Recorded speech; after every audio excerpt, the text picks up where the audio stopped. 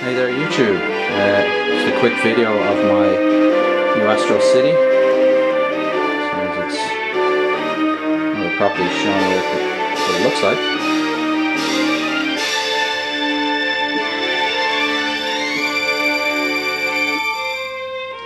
The three little guys that you see on the top there are a couple of characters I picked up when I was in Hiroshima.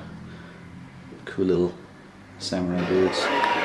Haven't seen the best of times though, a couple of bits have fallen off. At the moment it's running Last Light 2 because we're having a bit of trouble with my CPS2 board. I think I'll just give you a quick look at the way I've set up the control panel. It's a 6-button control panel and I've literally been tinkering with a good bit of wiring. So I can bring this in here now. So this is the standard wiring. So you've got audio, the first orange one, then player 1. Actually, is it player 2? I always get these two mixed up. They're basically going to be their up, down, left, rights, a ground, and then 3 buttons, 3 punch buttons. The next, I guess they're 12 pin. Next 12 pin plug is player 2 or player 1. I'm not sure which. I labelled them anyway, just in case. This guy on his own who's unplugged is the kick harness, and at the moment I have created my own kick harness. You can just see it there for the CPS2. The plan is to also run Xbox 360 in this, and because it is a tri-sync monitor I have a VGA input, but then you're stuck with the problem with audio. So at the moment I got a Logitech 2.1 system that basically had a subwoofer and a left and right speaker. So I snipped the left and right speaker and attached them onto a kind of a Sega plug. You can see it there. And then I can literally unplug this here, plug it to that, and then that bypasses the built-in amp, and then I use this volume control here instead, and then that gives me basically audio from the Xbox or anything that takes a phono. Okay, so this is the lower half.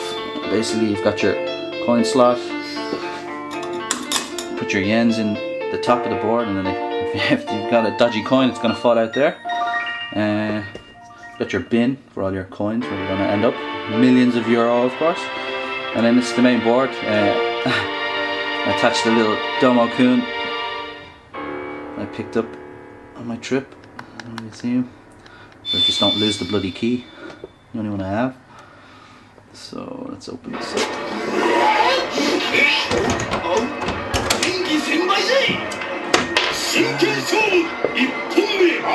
Put a light on it here.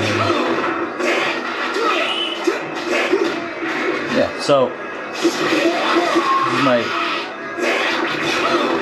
main part of the system really. It's an NVS 4001 as you can see. I believe it supports stereo as well, and you can see the volume knob there, power, etc. My JAMA harness obviously is all the wiring. At the moment there's a 4-slot MVS with obviously a bootleg cart because I'm cheapo. And sadly the 4 slots hit off the power supply, so it's really only a 1 slot.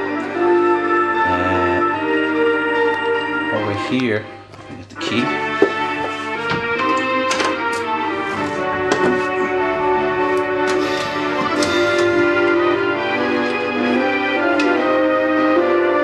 I've literally got the space that, I don't know if you can see in the back there.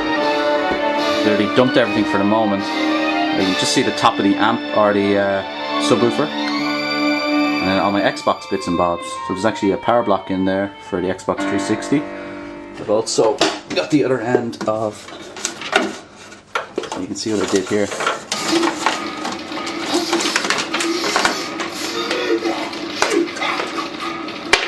The other end of the JAMA kick harness. So it's the proprietary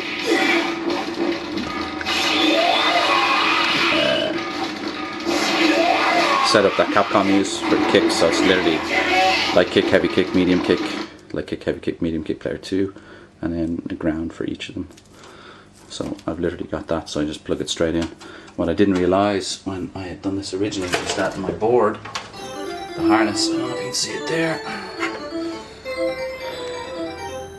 The C on it is the other end of the kick harness on the proprietary kind of setup. So I could have wired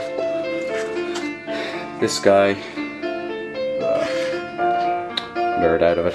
Could have wired him straight to that C connector and then connected the C at the top, and then I would have had kick harness. Sure, what can you do? Probably will do it at some stage. This here then is that's from the Logitech 2.1 system. Then I got a gender converter, which is basically taking the two, like that and that, and then that goes to two. Actually, I have neither one of these somewhere.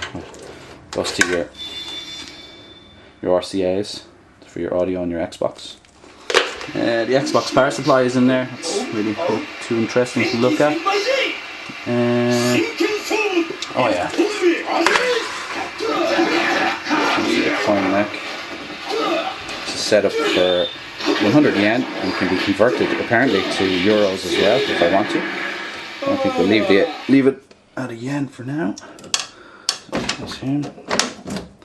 And then down further, this is kind of the coin box. A little Sega bin, as I call it.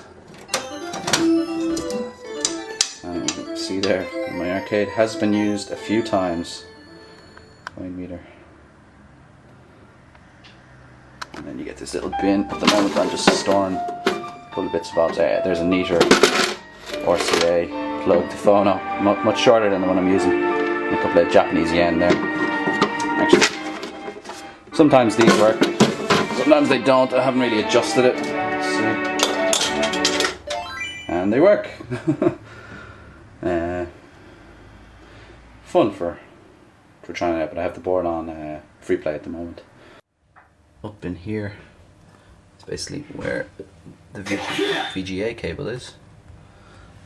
You can just see it there.